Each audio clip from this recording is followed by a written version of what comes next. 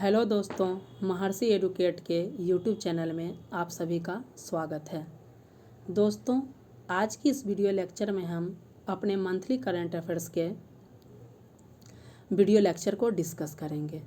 इस video lecture में हम अक्टूबर मंथ के सुपर इम्पॉर्टेंट 100 करंट अफेयर्स को डिस्कस करेंगे। ये 100 करंट अफेयर्स जो है आने वाले सभी एग्ज़ाम के दृष्टिकोण से बहुत ही इम्पॉर्टेंट्स हैं। तो आप इस वीडियो लेक्चर को ध्यान से देखें और जो इम्पोर्टेंट्स करंट अफेयर्स लगे उसे आप नोट डाउन करें या इस वीडियो को 1 से 2 बार ज़रूर देखें। तो आपको अक्टूबर मंथ से जितने भी इम्पॉर्टेंट करंट अफेयर्स होंगे आपके प्रश्न नहीं छूटेंगे, जो बहुत ही इम्पॉर्टेंट्स होंगे। क्योंकि मैंने इस वीडियो लेक्चर में सिर्फ इम्पॉर्टेंट्स करंट अफेयर्स को ही डिस्कस किया है, जो अननेसेसरी थे मैंने उसे डिस्कस नहीं किया है। तो चलिए हम इस वीडियो लेक्चर को स्टार्ट करते हैं, जिसमें हम अक्टूबर मंथ के 100 इम्पॉर्टेंट करंट अफेयर्स को देखेंगे। हमारा पहला न्यूज़ है India ageing report. India ageing report 2023, इसे UNFPA संयुक्त राष्ट्र जनसंख्या कोष के द्वारा जारी किया गया है। इसमें इसे सहयोग India international institute for population science द्वारा सहयोग किया गया है। तो आपसे प्रश्न पूछा जा सकता है कि इंडिया एजिंग रिपोर्ट किसके द्वारा जारी किया गया है? तो UNFPA संयुक्त राष्ट्र जनसंख्या कोष के द्वारा, जिसमें इसे सहयोग किया है India international institute for population science. अब यह रिपोर्ट क्या बोलता है? यह रिपोर्ट ये बता रहा है कि भारत में जो बुजुर्ग आबादी है, जो 60 वर्ष से अधिक वर्ष के लोग हैं, उनका जो दशकीय वृद्धि दर अगर देखा जाए, दशकीय यानी कि 10 साल में इनकी कितनी वृद्धि दर है, तो वर्तमान में 41% है।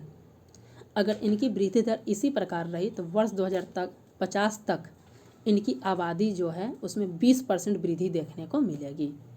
अर्थात वर्ष 2022 में जो भारत में बुजुर्गों की आबादी है 149 मिलियन है, अर्थात 14.9 करोड़, जो कि 2050 में बढ़कर 34.7 करोड़ अर्थात 347 मिलियन हो जाएगा। तो हमारा पहला न्यूज़ था इंडिया एजिंग रिपोर्ट, जिसे संयुक्त राष्ट्र जनसंख्या कोष के द्वारा जारी किया गया है। नेक्स्ट है हमारा, आप सभी को पता है कि बिहार में वर्तमान में एक ही टाइगर रिजर्व है, जो कि है पश्चिम चंपारण में वाल्मीकि टाइगर रिजर्व।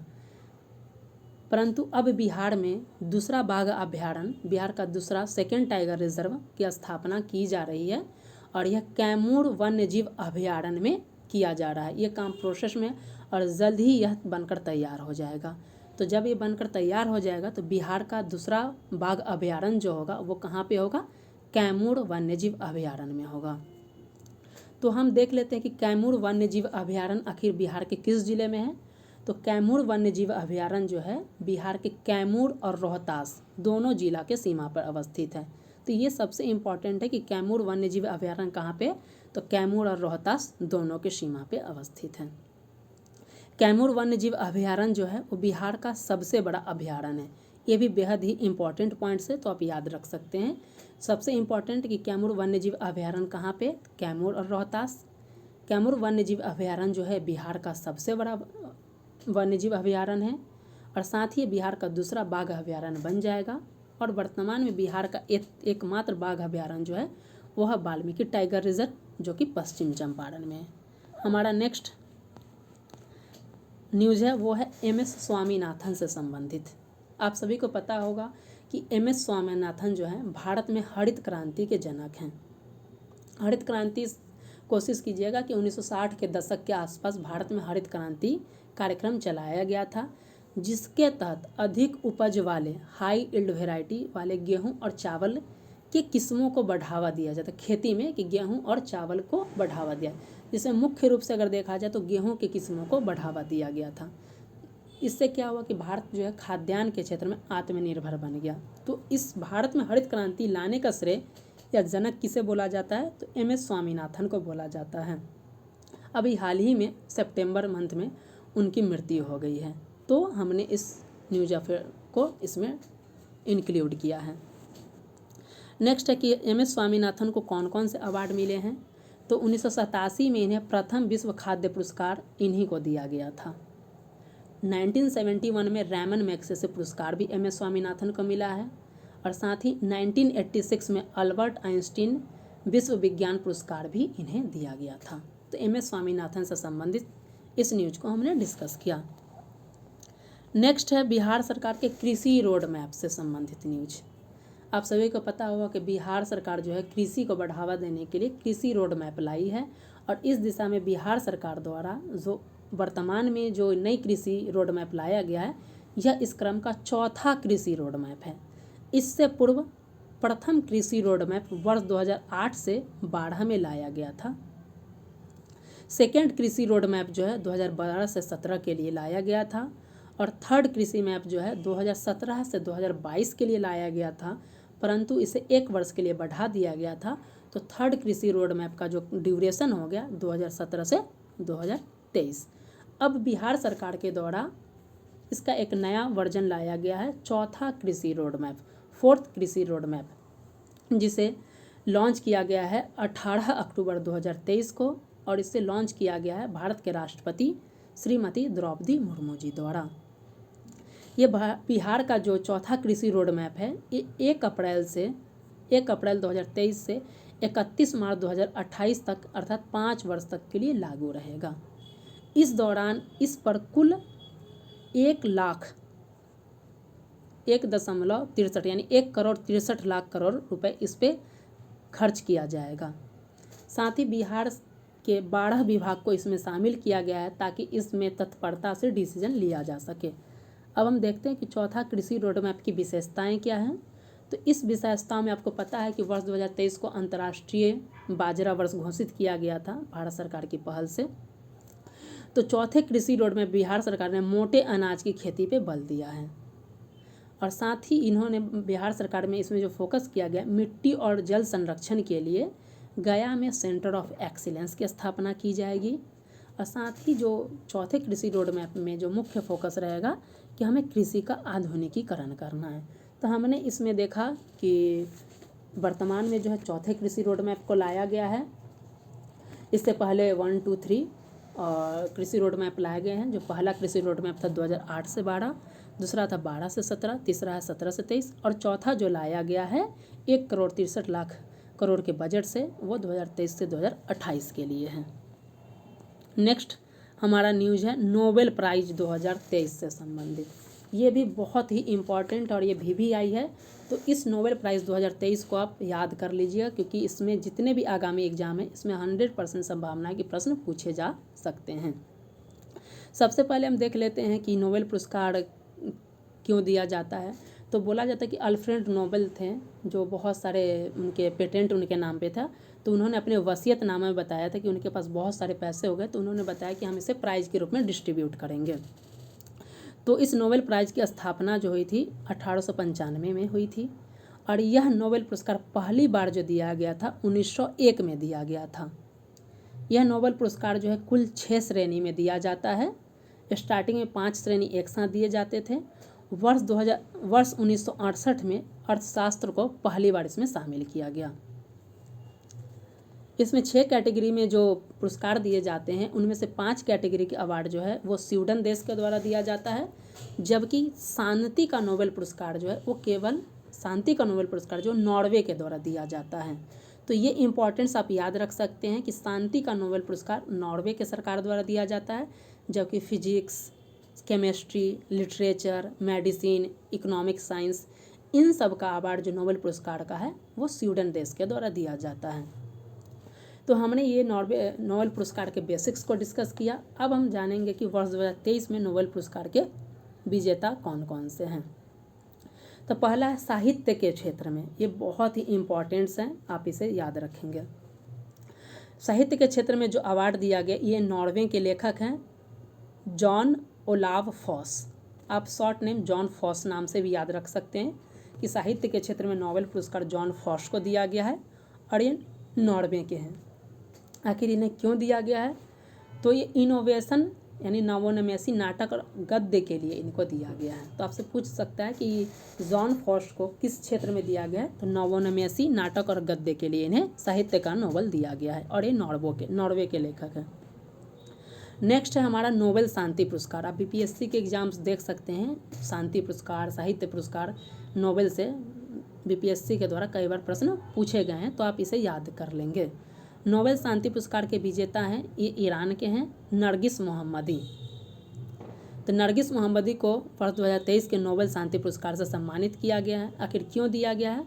तो ईरान में महिला उत्पीड़न तथा मानवाधिकार व स्वतंत्रता को बढ़ावा देने के लिए। तो ईरान में महिला उत्पीड़न हो रहा है और मानवाधिकार स्वतंत्रता को बढ़ावा देने के लिए कार्य किए थे, इसके लिए नरगिस मोहम्मदी को नोबेल शांति पुरस्कार दिया गया है।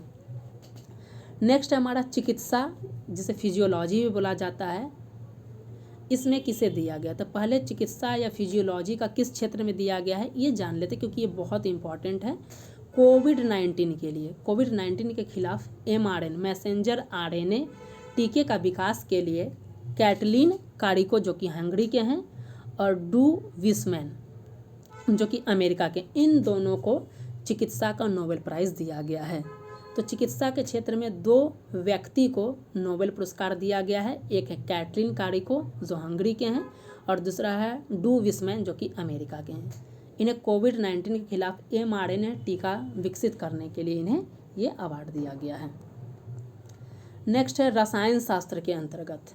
रसायन शास्त्र में क्वांटम डॉट्स की खोज और संश्लेषण, क्वांटम डॉट्स का खोज किया और उसका निर्माण करने के लिए 3 व्यक्तियों को या 3 वैज्ञानिकों को रसायन शास्त्र का नोबेल पुरस्कार दिया गया। इनमें है पहले फ्रांस के मोंगी जी बावेंडी, दूसरे हैं लुई ब्रस जो अमेरिका के हैं और तीसरे हैं अलेक्सी एक्हीमोव, ये रूस के हैं। तो ये आप याद कर लेंगे कि रसायन शास्त्र में 3 वैज्ञानिकों को दिया गया। ये वैज्ञानिक कौन कौन है?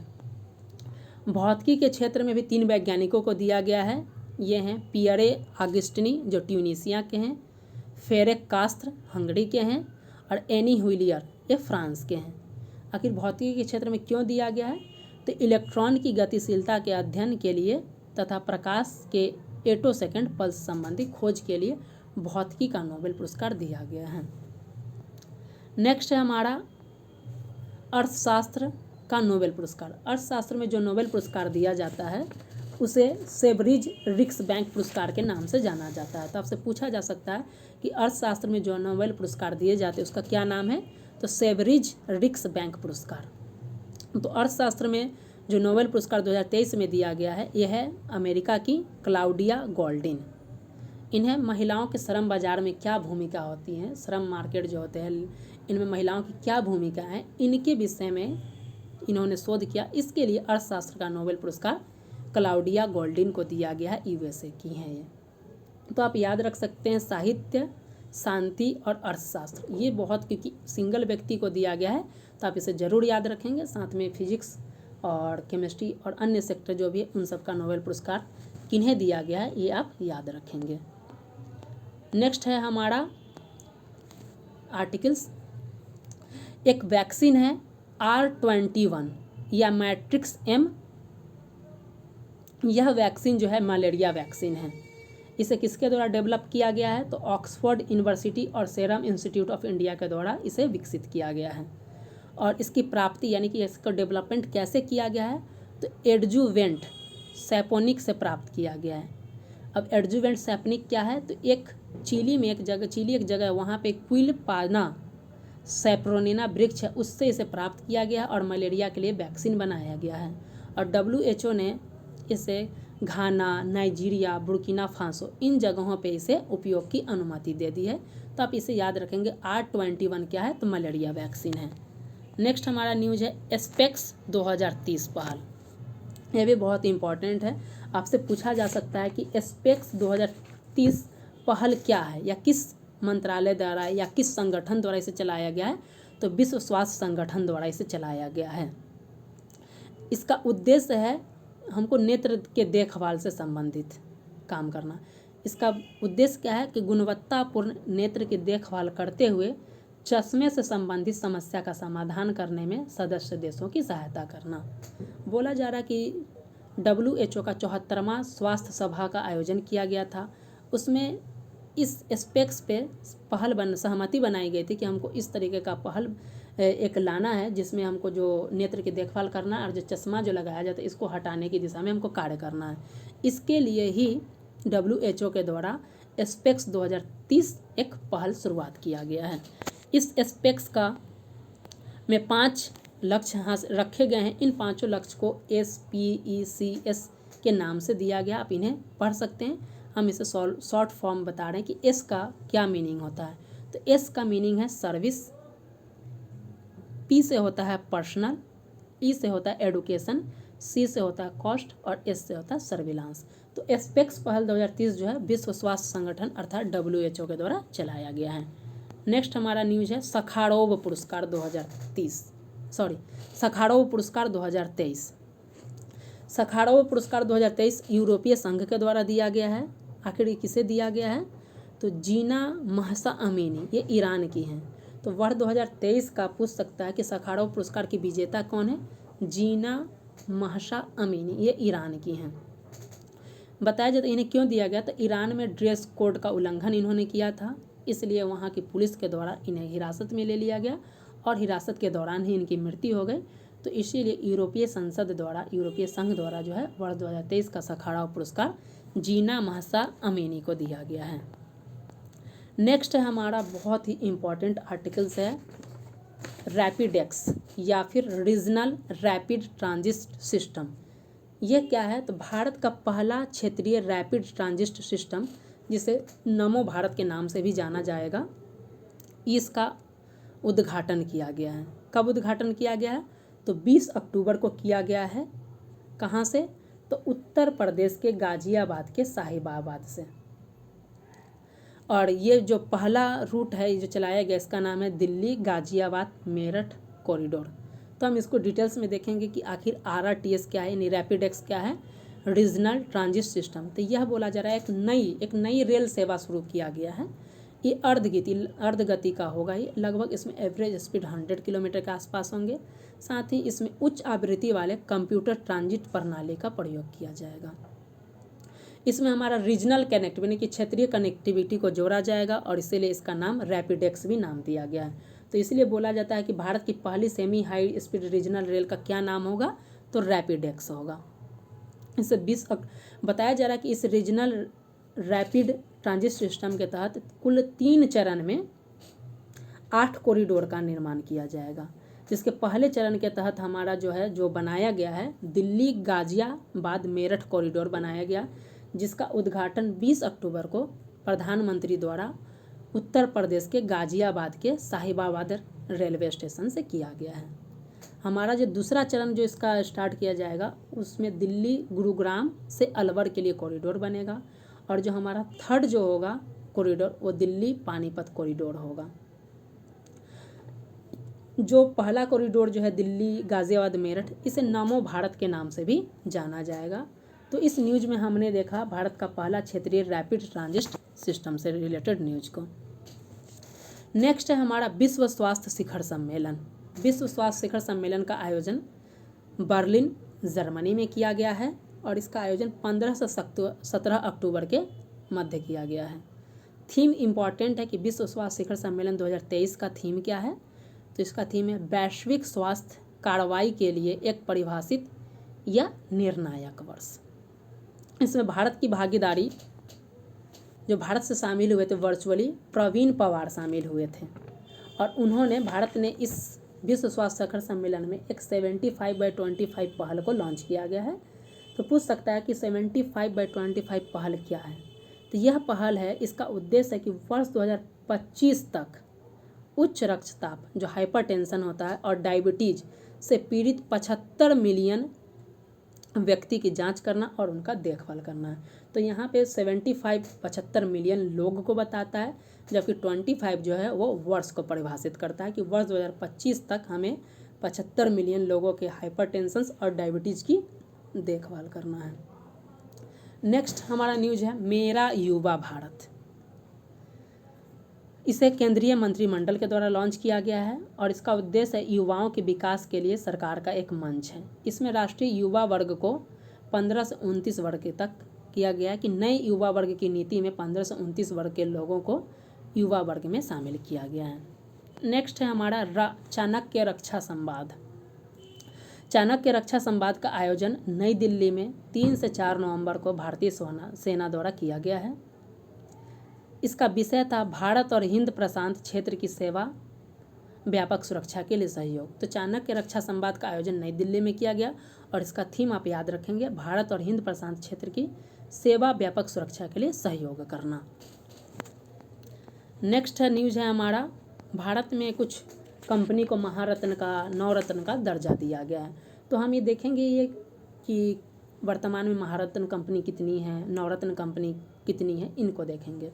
तो भारत में अभी वर्तमान में देखा जाए तो ये अगस्त 2023 का डाटा है कि महारत्न कंपनी जो है भारत में 13 महारत्न कंपनी है और 13वीं महारत्न कंपनी जो है ऑयल इंडिया लिमिटेड को 13वां महारत्न कंपनी का दर्जा दिया गया है।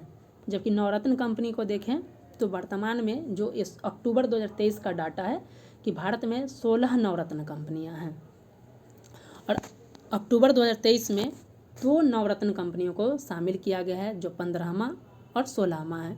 तो इस प्रकार नवरत्न कंपनी जो है वो कुल 16 है वर्तमान में अक्टूबर 2023 के डाटा के अनुसार। 15वीं नवरत्न कंपनी कौन सा है? IRCON international limited. तो पूछा जा सकता है कि 15वीं नवरत्न कंपनी कौन है? तो इरकॉन है। जबकि 16वीं नवरत्न कंपनी जो है वो है रिट्स लिमिटेड।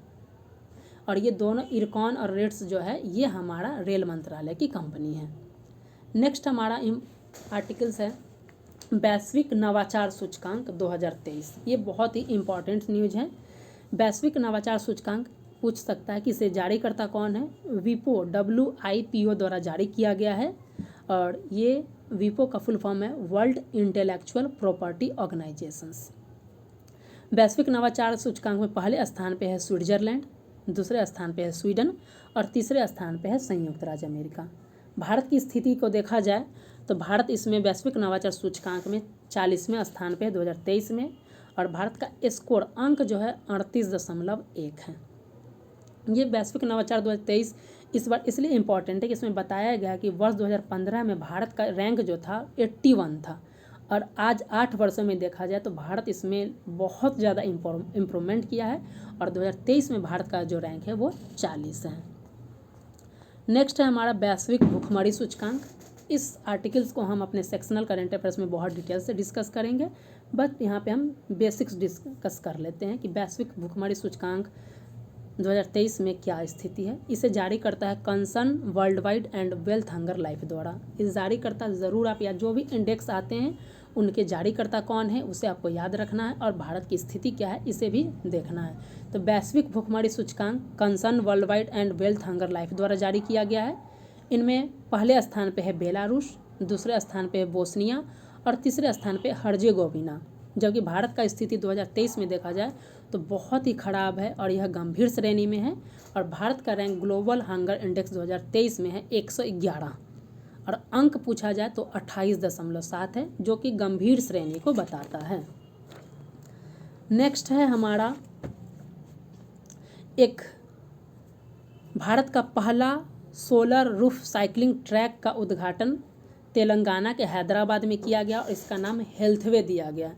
तो पूछ सकता है कि हेल्थवे क्या है? तो भारत का पहला सोलर रूफ साइकिलिंग ट्रैक है ये, इसका नाम हेल्थवे है, जिसका उद्घाटन हैदराबाद में किया गया है। नेक्स्ट हमारा आर्टिकल्स की राजस्थान के उदयपुर शहर को देश का पहला आर्द्रभूमि शहर बनाने की घोषणा की गई है। तो ये वन लाइनर करंट अफेयर्स आप इसे याद रखेंगे। पूछ सकता है कि किस शहर को भारत का पहला आर्द्रभूमि शहर बनाने की घोषणा की गई है? तो यह है राजस्थान का उदयपुर शहर। नेक्स्ट बहुत ही इम्पॉर्टेंट है कि हाल ही में हमारे भारतीय प्रधानमंत्री जी ने घोषणा किया है कि भारत जो है वर्ष 2035 तक अपना खुद का अंतरिक्ष स्टेशन डेवलप कर लेगा और साथ ही हम वर्ष 2040 तक चंद्रमा पे मानव को ही भेज देंगे। तो ये दोनों इंपॉर्टेंट याद रखिएगा कि प्रश्न में पूछा जाए कि अंतरिक्ष स्टेशन भारत कब तक बनाने का लक्ष्य है? 2035 तक और चंद्रमा पे मानव को कब भेजा जाएगा? तो वर्ष 2040 तक। नेक्स्ट है हमारा कि संयुक्त राष्ट्र विश्व पर्यटन संगठन ने गुजरात का एक गांव है धोरडो, इस गांव को दुनिया का सर्वश्रेष्ठ पर्यटन गांव घोषित किया गया है। तो संयुक्त राष्ट्र विश्व पर्यटन किसको घोषित किया है? तो धोरडो गांव जो कि गुजरात का है, सर्वश्रेष्ठ पर्यटन गांव। नेक्स्ट कुछ योजना को देखेंगे। इसमें है एक योजना ग्राफीन उत्पादन सुविधा योजना, ये केरल सरकार के द्वारा लॉन्च किया गया है। नेक्स्ट है हमारा मुख्यमंत्री मुख्यमंत्री सुख आश्रय योजना, ये हिमाचल प्रदेश के द्वारा चलाया गया है। नेक्स्ट है हमारा अबुआ आवास योजना, ये झारखंड सरकार के द्वारा चलाया गया है और इसका उद्देश्य है कि जो बेघर हैं उनके लिए घर बनाए जाएंगे। नेक्स्ट है हमारा मुख्यमंत्री निर्माण श्रमिक पेंशन योजना, ये छत्तीसगढ़ सरकार के द्वारा चलाया गया है। नेक्स्ट है हमारा योजना मिशन महिला सारथी, ये उत्तर प्रदेश सरकार के द्वारा चलाया गया है। नेक्स्ट योजना है सपनों का संचय की जमा लिंक्ड ऋण योजना, इसे भी हिमाचल प्रदेश सरकार के द्वारा चलाया गया है। नेक्स्ट रोजगार प्रयाग पोर्टल उत्तराखंड सरकार के द्वारा डेवलप किया गया है। लेक लड़की यानी प्यारी बेटी योजना महाराष्ट्र सरकार के द्वारा चलाया गया है। नेक्स्ट है लोक सेवक आरोग्य योजना, इसे असम सरकार के द्वारा चलाया गया है। नेक्स्ट आर्टिकल से हमारा भारत का पहला हरित ऊर्जा पूरा तत्व स्थल कहाँ पे है, तो तमिलनाडु के तटीय मंदिर है, उसे भारत का पहला हरित ऊर्जा पूरा तत्व स्थल का दर्जा दिया गया है। और तमिलनाडु के तटीय मंदिर में कौन शामिल है, तो तटीय मंदिर महाबलीपुरम में जो तटीय मंदिर है उसे भारत का पहला हरित ऊर्जा पूरा तत्व स्थल का दर्जा दिया गया है। नेक्स्ट है हमारा क्वेश्चन कि प्रधानमंत्री ने ग्वालियर में दिव्यांगजनों के लिए देश के पहले उच्च तकनीक हाई टेक वाले खेल प्रशिक्षण केंद्र का उद्घाटन किया है। तो पूछ सकता है कि देश का पहला हाईटेक खेल प्रशिक्षण सेंटर का उद्घाटन कहाँ पे किया गया है, मध्य प्रदेश के ग्वालियर में। आप सभी को पता होगा कि बिहार सरकार द्वारा जाति आधारित जनगणना किया गया है और इसके जारी आंकड़े भी जारी कर दिए गए हैं और ऐसा करने वाला बिहार देश का पहला राज्य बन गया है। नेक्स्ट है हमारा भारत का पहला मानचित्र संग्रहालय कार्टोग्राफिक म्यूजियम का उद्घाटन मसूरी उत्तराखंड में किया गया है।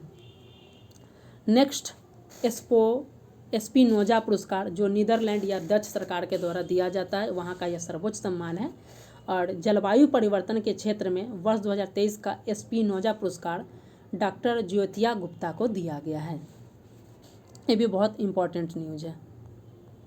नेक्स्ट है कि वर्ष 2023 में अगर देखा जाए अभी हाल के महीनों में, तो भारतीय समुद्र में 2 जुड़वा तूफान या चक्रवात की घटना देखने को मिली। एक था अरब सागर में चक्रवात आया और दूसरा था बंगाल की खाड़ी में।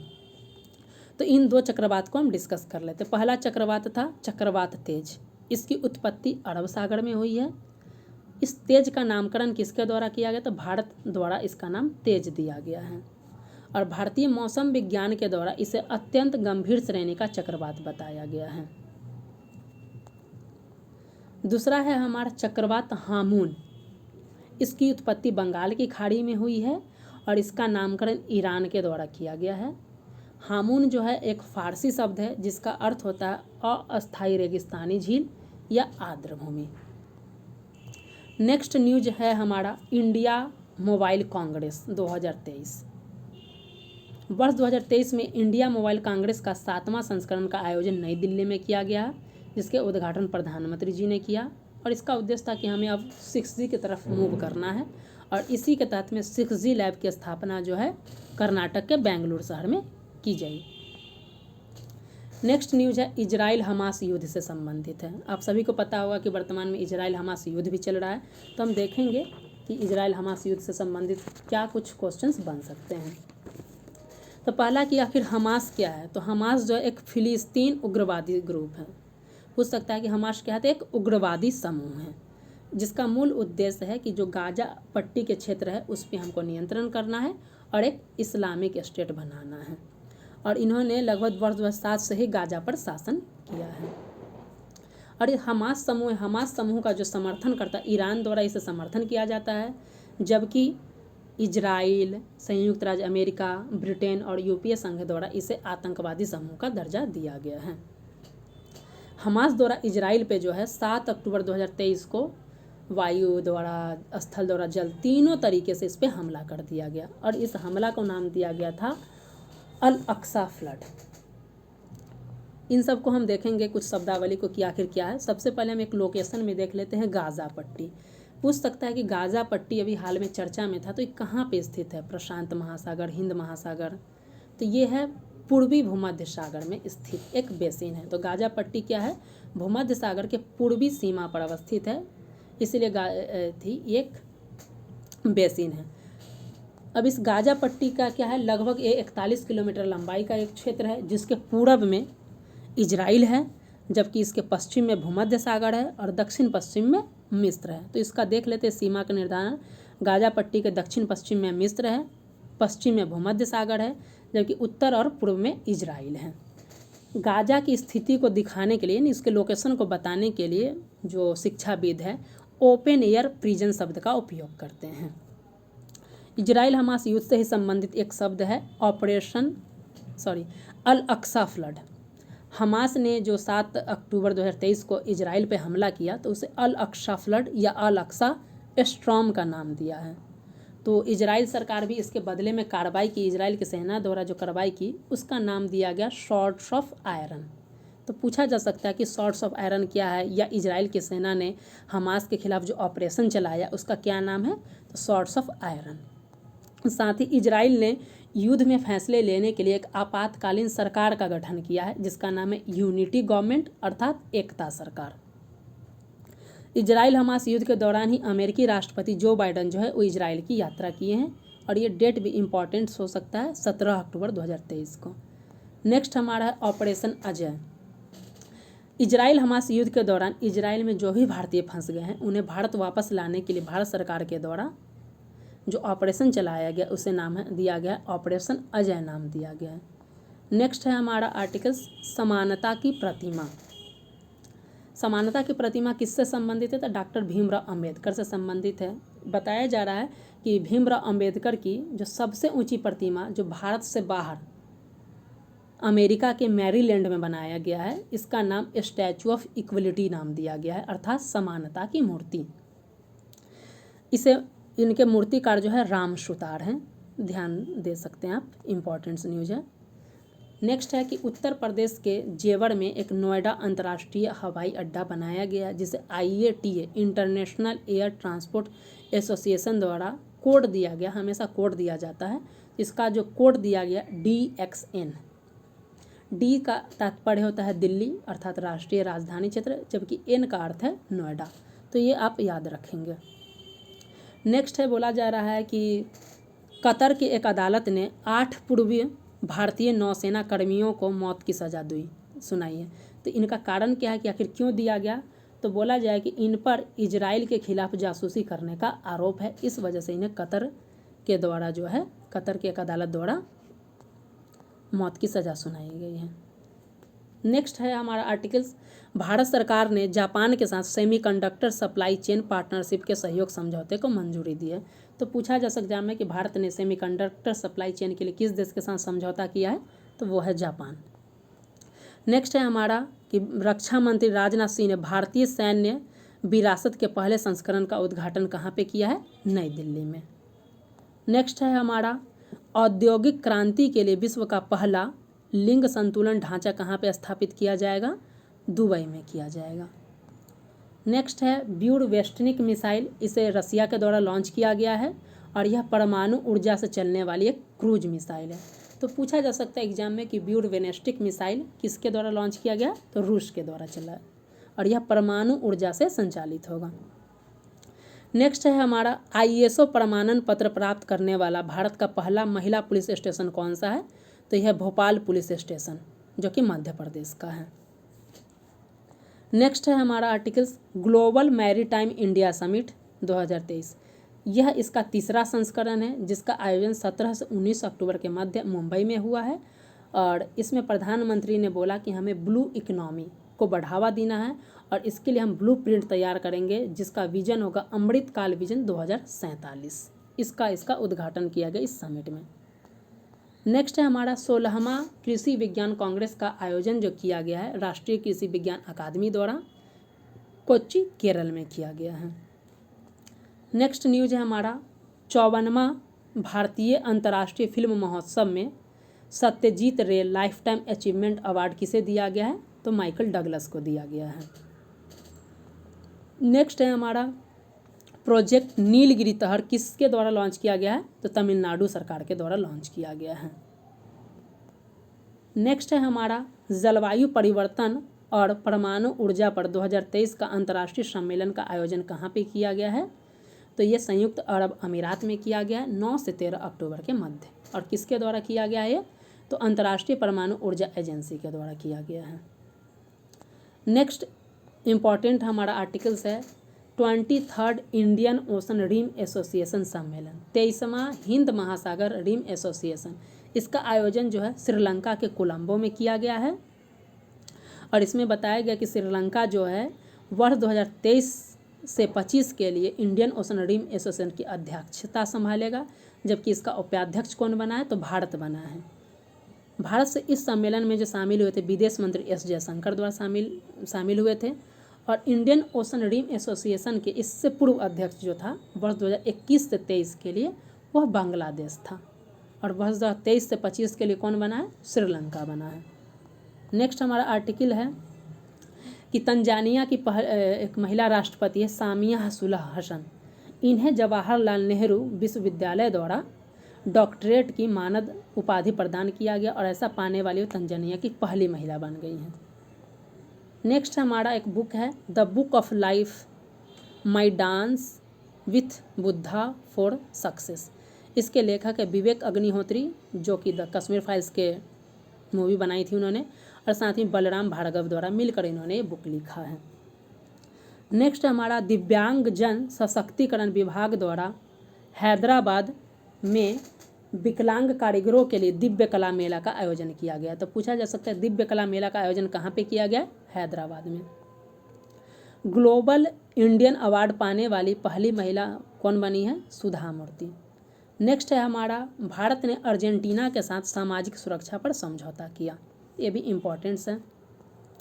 नेक्स्ट है बायो एशिया सम्मेलन 2023, और इसका बायो एशिया समिट का 21वां संस्करण का आयोजन जो होगा वर्ष 2024 में होगा 26 से 28 फरवरी के मध्य। और इसका आयोजन कहाँ पे किया जाएगा? तो ये हैदराबाद तेलंगाना में किया जाएगा। और बायो एशिया समिट का थीम है डेटा एंड एआई, संभावनाओं को फिर से परिभाषित करना। नेक्स्ट है हमारा आर्टिकल संकल्प सप्ताह कार्यक्रम। यह कार्यक्रम जो है आकांक्षी ब्लॉक कार्यक्रम से संबंधित है। आकांक्षी ब्लॉक कार्यक्रम इस प्रकार आप जानते हैं कि भारत सरकार द्वारा आकांक्षी जिला कार्यक्रम चलाया गया था, जिसमें देश के सबसे अत्यंत पिछड़े जिलों का कायाकल्प किया गया था। उसी के आधार पे देश के 500 ब्लॉकों का जो अति पिछड़े हैं उनका कायाकल्प करने के लिए भारत सरकार द्वारा आकांक्षी ब्लॉक कार्यक्रम चलाया गया। और इसी के लिए एक संकल्प सप्ताह कार्यक्रम का आयोजन का उद्घाटन 30 सितंबर 2023 को नई दिल्ली में प्रधानमंत्री जी ने किया। इसका उद्देश्य है कि आकांक्षी ब्लॉक कार्यक्रम को प्रभावी ढंग से लागू करना, और यह पूरे देश में लागू किया जाएगा। नेक्स्ट हमारा 50वां नंबर का करंट अफेयर्स है कि भारत और यूरोपीय संघ का पहला संयुक्त नौसैनिक अभ्यास का आयोजन कहाँ पे किया गया है? तो गिनी की खाड़ी में किया गया है। ये बहुत इंपॉर्टेंट है, पूछा जा सकता है कि पहला संयुक्त नौसैनिक अभ्यास जो भारत और यूरोपियन संघ का कहाँ पे किया गया आयोजन? गिनी की खाड़ी में किया गया है। इससे पूर्व जो है 5 अक्टूबर को ब्रुसेल्स में इंडिया यूरोपियन संघ मैरीटाइम सिक्योरिटी डायलॉग का आयोजन किया गया था। उसी में निष्कर्ष लिया गया, उसी के आधार पे जो है गिनी की खाड़ी में भारत और यूरोपीय संघ का पहला संयुक्त नौसैनिक अभ्यास आयोजन किया गया। नेक्स्ट है हमारा कि गृह मंत्री अमित शाह ने गुजरात के गांधीनगर के कलोल में देश के पहले नैनो डीएपी जो नैनो तरल यूरिया संयंत्र है का उद्घाटन किया गया। इसकी स्थापना इफ़को के द्वारा किया गया है। तो ये बहुत इंपॉर्टेंट न्यूज़ है, पूछ सकता है कि देश का पहला नैनो डीएपी संयंत्र का उद्घाटन कहाँ पे किया गया या स्थापना कहाँ पे किया गया? गुजरात के गांधीनगर के कलौल में। नेक्स्ट हमारा आर्टिकल्स है, एक बुक है कि बुक मैडम कमिश्नर नामक बुक किसने लिखा है? तो इस बुक के लेखक हैं या लेखिका हैं मीरा बोरनकर। नेक्स्ट है हमारा जीटेक्स ग्लोबल। यह जो है दुनिया का सबसे बड़ा प्रौद्योगिकी और स्टार्टअप शो है, जिसका आयोजन 16 से 20 अक्टूबर के मध्य दुबई में किया गया था। और इसका आयोजन दुबई वर्ल्ड ट्रेड सेंटर और दुबई हार्बर के द्वारा किया गया था। इसका थीम था हर चीज़ में एआई की कल्पना करने का वर्ष। नेक्स्ट जो कि है बहुत ही इम्पॉर्टेंट से हमारा 141वां अंतर्राष्ट्रीय ओलंपिक समिति का बैठक। 141वें अंतर्राष्ट्रीय ओलंपिक समिति के बैठक का आयोजन जो है 15 से 17 अक्टूबर के मध्य मुंबई में किया गया था। तो पहला नंबर पूछा तो कहाँ पे, तो मुंबई, बहुत इंपॉर्टेंट है। इसका उद्घाटन प्रधानमंत्री नरेंद्र मोदी द्वारा किया गया। इस बैठक में बहुत सारे हमारे निष्कर्ष लिए गए हैं, बहुत सारे डिसीजंस लिए गए हैं। उनमें सबसे इम्पॉर्टेंट ये बोला गया कि भारत के प्रधानमंत्री ने अपनी दावेदारी पेश की है कि वर्ष 2036 में जो ओलंपिक का आयोजन किया होगा उसका आयोजन हम भारत में करेंगे। भारत सरकार ने इसे दावेदारी पेश की है। तो इस दृष्टिकोण से इम्पॉर्टेंट है कि पूछा जा सकता है कि भारत सरकार या भारत में ओलंपिक का आयोजन कब होगा, तो 2036 में सिफारिश किया गया है। नेक्स्ट इसमें ये बताया गया है कि 128 वर्ष बाद ओलंपिक में क्रिकेट को शामिल कर लिया गया है। यानी इससे पहले जो ओलंपिक 1900 में हुआ था, वर्ष 1900 में पेरिस में हुआ था, उस वक्त क्रिकेट को भी शामिल किया गया था। फिर से बाद में क्रिकेट को ओलंपिक से बाहर कर लिया गया, परंतु भारत सरकार के प्रयास से 128 वर्ष बाद जो आगामी लॉस एंजल्स 2028 में जो ओलंपिक होगा उसमें क्रिकेट को शामिल कर लिया गया है। क्रिकेट का जो शामिल किया गया, इसका जो वर्जन होगा वो T20 फॉर्मेट में किया जाएगा। और ये 141वां बैठक में सिर्फ क्रिकेट नहीं बल्कि 5 अन्य खेल को भी इसमें शामिल किया गया, जिसमें एक तो क्रिकेट है, दूसरा है हमारा बेसबॉल, तीसरा है सॉफ्टबॉल, चौथा है हमारा फ्लैग फुटबॉल और 5वां स्क्वैश। तो ये आप इम्पॉर्टेंट याद रख सकते हैं। इसमें वन लाइनर और हो सकता है कि स्टेटमेंट वाइज भी क्वेश्चंस पूछे जा सकते हैं कि 141वीं बैठक से संबंधित निम्नलिखित कथनों पर विचार करें, और ये 4-5 पॉइंट देकर आपसे प्रश्न पूछे जा सकते हैं। तो आप इस आर्टिकल्स को अच्छे से देख लेंगे। नेक्स्ट है हमारा मेरी माटी मेरा देश अभियान। ये बहुत ही इम्पॉर्टेंट अभियान है जिसे ग्रामीण विकास मंत्रालय के द्वारा चलाया गया है। इसका टैग लाइन है मिट्टी को नमन वीरों का बंधन। मेरी माटी मेरा देश का टैग लाइन है मिट्टी को नमन वीरों का बंधन। इसका उद्देश्य क्या है, तो इसका उद्देश्य है कि जो हमारे देश में अमर शहीद हो गए हैं उनको हमको याद करना है, उनको हमको श्रद्धांजलि देना है, और उनकी याद में देश भर में जो है हमको कार्यक्रम का आयोजन करना है। इसका जो समापन 31 अक्टूबर को हो गया है कलश यात्रा के साथ, और इस दौरान अमृत वाटिका और अमृत महोत्सव स्मारक का भी उद्घाटन किया गया है। नेक्स्ट हमारा आर्टिकल है world food India summit. World food India summit का दूसरा संस्करण का आयोजन 3 से 5 नवंबर के मध्य नई दिल्ली में किया गया, और इसे खाद्य प्रसंस्करण और उद्योग मंत्रालय द्वारा किया गया, और इसका उद्देश्य था भारत को दुनिया की फूड बास्केट के रूप में प्रस्तुत करना। नेक्स्ट हमारा आर्टिकल है विकसित भारत संकल्प यात्रा या राष्ट्रव्यापी। यह क्या है, एक राष्ट्रव्यापी जागरूकता मिशन है। इसे विकसित भारत संकल्प यात्रा के नाम से भी जाना जाता है, और यह 15 नवंबर से स्टार्ट किया गया है। इसकी शुरुआत अगर देखा जाए तो स्टार्टिंग में है, इस विकसित भारत संकल्प यात्रा की शुरुआत जो है आदिवासी जिले, जो झारखंड के आदिवासी जिला खूंटी जिला, वहाँ से इसका शुरुआत किया गया। फिर बाद में इसे पूरे भारत में इसको लागू कर दिया जाएगा। इस संकल्प यात्रा का सबसे इम्पॉर्टेंट पॉइंट यह है कि इसमें पहली बार ग्राम पंचायत को भी कवर अप किया गया है। अब इस विकसित भारत संकल्प भारत का उद्देश्य क्या है, तो पहला है कि वर्ष 2047 तक भारत को विकसित देश बनाना है, इसके लिए लोगों को जागरूक करना। दूसरा है कि विकासात्मक और कल्याणकारी जो सरकार द्वारा योजनाएं चलाई जा रही हैं जिससे लोग जागरूक नहीं हैं तो उन्हें इसके प्रति जागरूकता पैदा करना। नेक्स्ट है हमारा आर्टिकल्स देश का पहला पॉलीथीन कचरा बैंक की स्थापना कहाँ पे किया गया है, उत्तराखंड में किया जाएगा। नेक्स्ट हमारा है कि देश का पहला जैव विविधता जीनेटिक सिल्क पार्क, यानी जैव विविधता आनुवांशिक सिल्क पार्क का उद्घाटन कहाँ पे किया जाएगा, तो मध्य प्रदेश के पंचमढ़ी में इसकी स्थापना की गई है। नेक्स्ट बुक है द रिवर्स स्विंग, इसके लेखक हैं अशोक टंडन। नेक्स्ट हमारा न्यूज आर्टिकल्स है कि WHO द्वारा टीबी के लिए रणनीतिक और तकनीकी सलाहकार समूह के सदस्य के रूप में प्रोफेसर सारंग देव को नियुक्त किया गया। तो पूछा जा सकता है कि WHO द्वारा टीबी के लिए सलाहकार समूह में किसे नामित किया गया, भारत से सारंग देव हैं। नेक्स्ट हमारा कि भारतीय सेना की वर्टिकल विंड टनल की स्थापना कहाँ पे किया गया, तो हिमाचल प्रदेश में किया गया है।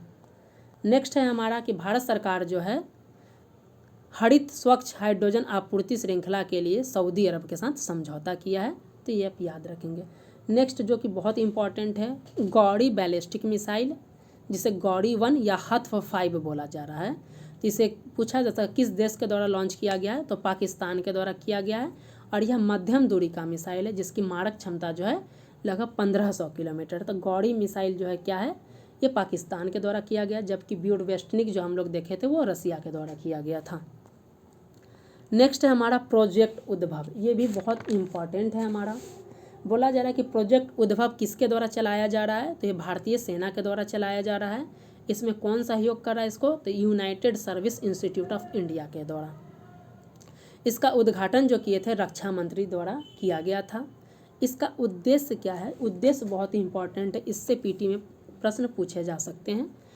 पहला है प्राचीन भारतीय ग्रंथों से प्राप्त राज्य कला और रणनीतिक विचारों को गहन भारतीय विरासत को फिर से खोजना। तो यहाँ बोला जा रहा है कि हमारे जो भी प्राचीन ग्रंथ है उसमें बहुत सारी चीज़ें ऐसी बताई गई हैं जिसे हम आज भूल रहे हैं, तो उन्हीं को हमको सीख कर उसको फिर से पुनर्जीवित करना है।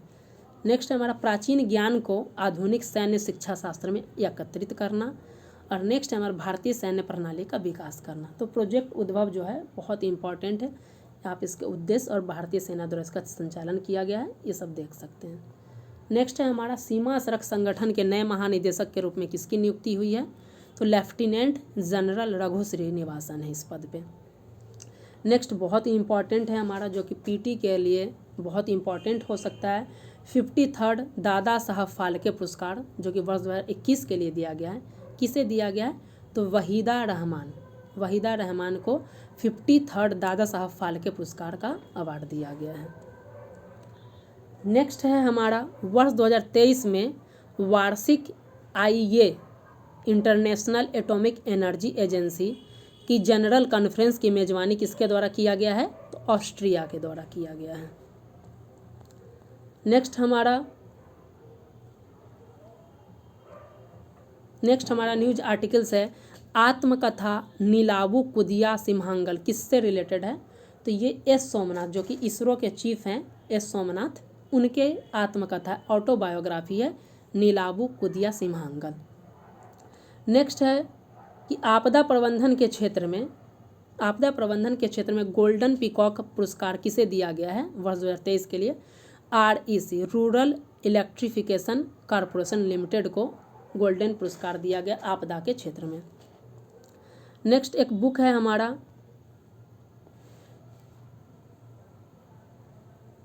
India on their minds 8 women's 8 ideas of India, इसकी लेखिका है रितु मेनन। नेक्स्ट हमारा है जिनेवा में संयुक्त राष्ट्र और अन्य अंतर्राष्ट्रीय संगठन में भारत के स्थायी प्रतिनिधि के रूप में किसकी नियुक्ति की गई है, अरिंदम बागची। नेक्स्ट है शास्त्र रामानुजन पुरस्कार 2023 जो गणित के क्षेत्र में दिया गया है, इनके विजेता कौन है, रुई सियांग झिंग, जो कि कैलिफोर्निया के विश्वविद्यालय के असिस्टेंट प्रोफेसर हैं। क्या है, असिस्टेंट प्रोफेसर।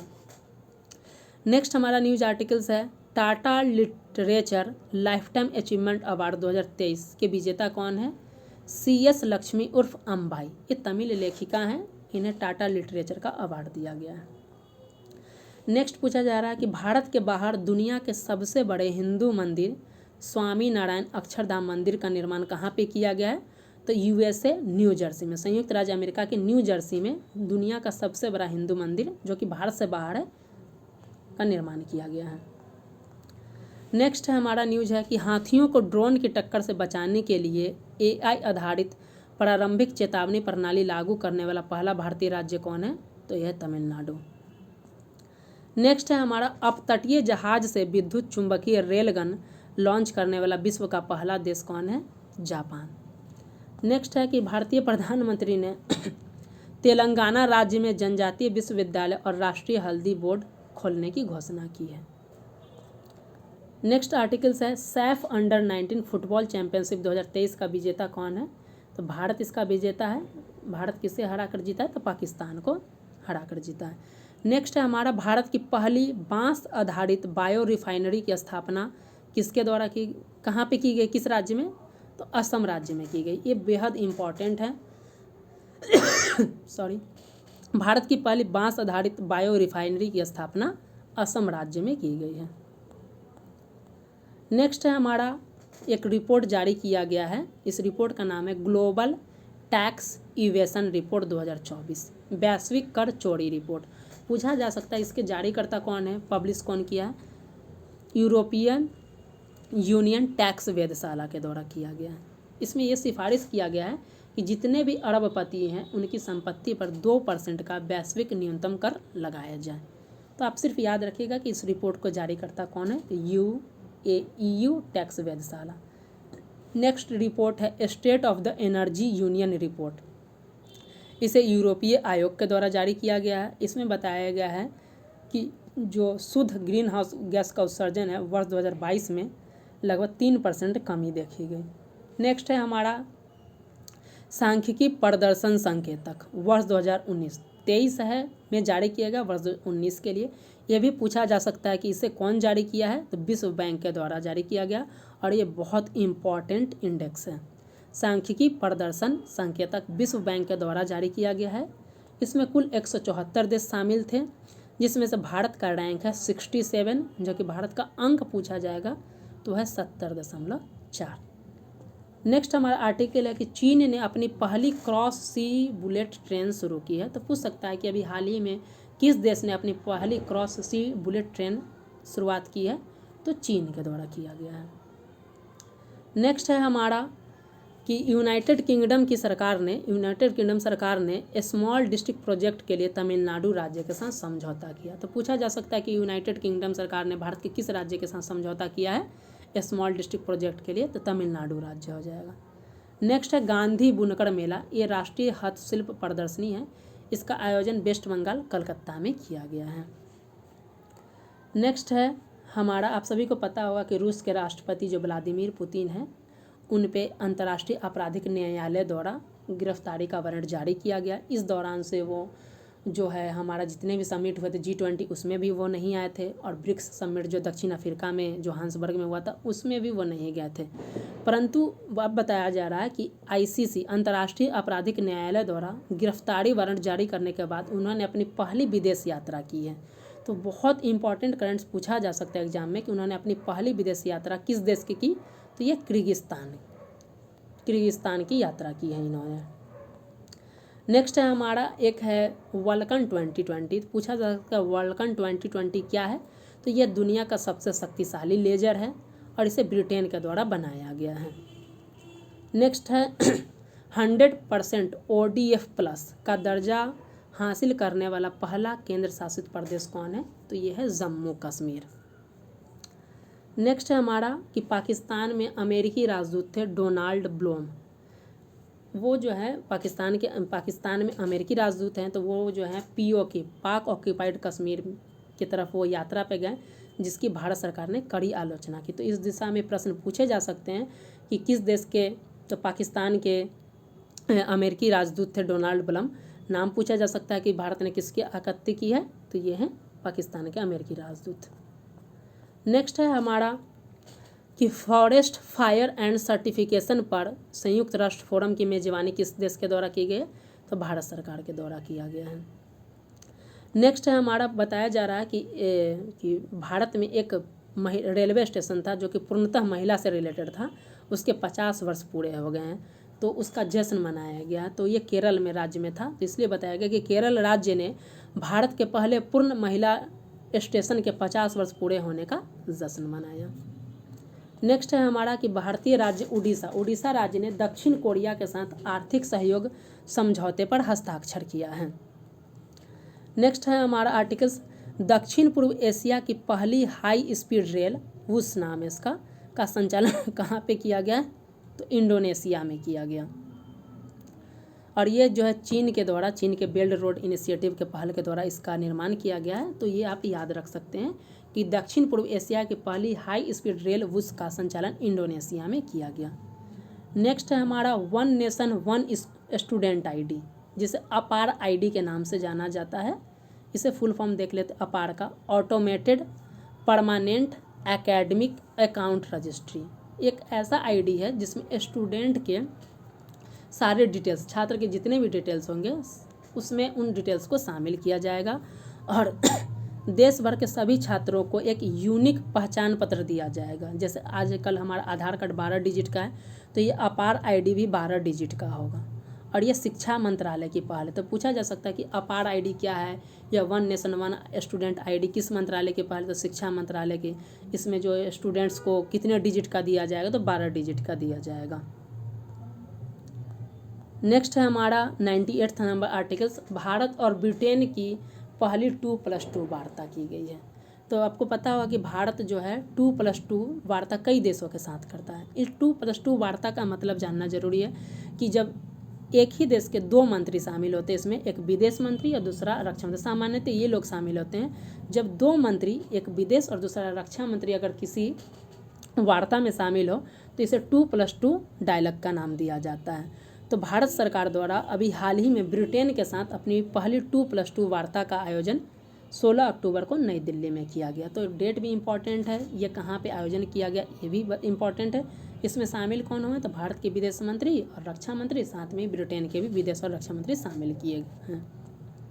नेक्स्ट इसमें फोकस किया गया कि हमें व्यापार और निवेश पर बढ़ावा देना है, नागरिक उड्डयन के क्षेत्र में बढ़ावा देना है, स्वास्थ्य के क्षेत्र में बढ़ावा देना है, ऊर्जा के सेक्टर में बढ़ावा देना है। अब हमें ये जानना है कि भारत क्या और भी देशों के साथ 2+2 वार्ता करता है या नहीं। ये बहुत इम्पॉर्टेंट है, बहुत ही इम्पॉर्टेंट है कि भारत का किन किन देशों के साथ 2+2 वार्ता है। तो भारत 2+2 वार्ता अमेरिका के साथ करता है, जापान के साथ करता है, ऑस्ट्रेलिया के साथ करता है और रूस के साथ करता है। अब हाल में ब्रिटेन के द्वारा भी किया जाने लगा है। तो इनमें से अधिकांश देश जो हैं अमेरिका, जापान, ऑस्ट्रेलिया, ये क्वाड के देश है। तो भारत क्वाड के देशों के साथ लगभग जो है 2+2 वार्ता करता है। साथ में रूस और जो ब्रिटेन, ये क्वाड के देश नहीं है, इनके साथ भी भारत 2+2 वार्ता करता है। नेक्स्ट है हमारा साइकी अंतरिक्ष मिशन। साइकी अंतरिक्ष मिशन जो है नासा के द्वारा लॉन्च किया गया और इसका उद्देश्य है क्षुद्र ग्रह का अध्ययन करना। और नेक्स्ट और लास्ट जो कि सबसे इम्पॉर्टेंट हमारा करंट अफेयर्स है, TVD1। इसका फुल फॉर्म है टेस्ट व्हीकल डेमोन्स्ट्रेशन, या इसे टेस्ट व्हीकल अबॉट मिशन 1 भी बोला जाता है। इसे किसे इसरो के द्वारा लॉन्च किया गया है। आखिर यह मिशन क्या है? तो आपको पता ही होगा कि भारत इसरो के द्वारा गगनयान मिशन को लॉन्च करना है और बोला जा रहा था कि 2023 में ही लॉन्च होगा, बट अब इसे 2024 में शायद लॉन्च करने की संभावना है। तो मिशन को लॉन्च करने से पहले एक डेमो दिया जा रहा है कि कहीं इसमें कुछ खामियां तो नहीं है। तो इसी के लिए इसरो के द्वारा टेस्ट व्हीकल डेमोन्स्ट्रेशन, जिसे TVD1 मिशन लॉन्च किया गया। तो आपसे पूछा जा सकता है TVD1 क्या है? तो गगनयान मिशन के लिए पहली परीक्षण टेस्ट उड़ान है। या पूछा जा सकता है TVD1 किसके द्वारा लॉन्च किया गया है? तो इसरो के द्वारा लॉन्च किया गया है। तो दोस्तों इस वीडियो लेक्चर में हमने अगस्त मंथ के लगभग 100 इम्पॉर्टेंट करंट अफेयर्स को हमने देखा, जो बहुत ही इम्पॉर्टेंट थे और ये आने वाले सभी एग्ज़ाम के दृष्टिकोण से बहुत इम्पॉर्टेंट हैं। तो आप इस वीडियो लेक्चर को ज़रूर देखें, साथ में अपने दोस्तों के साथ भी इसे शेयर करें।